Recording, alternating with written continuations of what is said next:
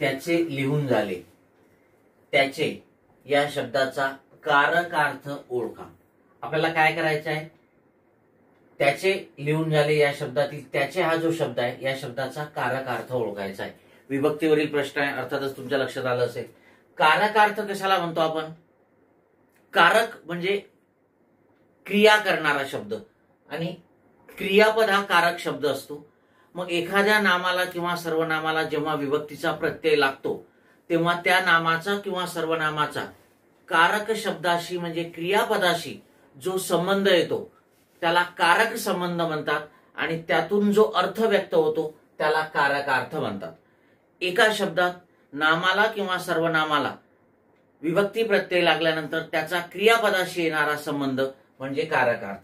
ठीक आहे. मग आता त्याचे याला षष्टीचा प्रत्यय लागलेला आहे. ठीक आहे. त्याचे लिहून झाले, बरोबर आहे. आणि हा या लिहून झाले क्रियापदाचा त्याचे हा शब्द काय आहे? कर्ता आहे.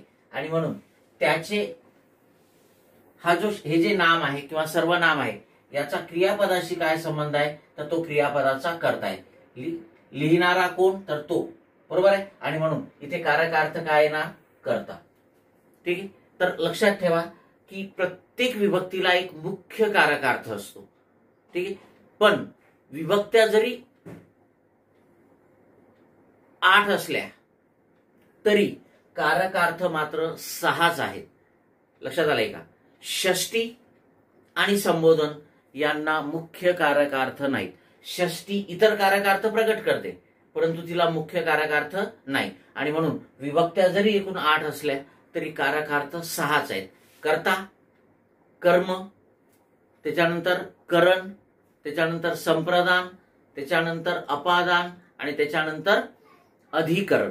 ठीक आहे. हे 6च कारकार्थ आहेत. आणि इथे त्याचे या शब्दाचा क्रियापदाशी काय संबंध आहे? तर क्रियापदाचा तो कर्ता आहे आणि म्हणून इथे उत्तर काय येणार? 4 नंबरचा पर्याय कर्ता.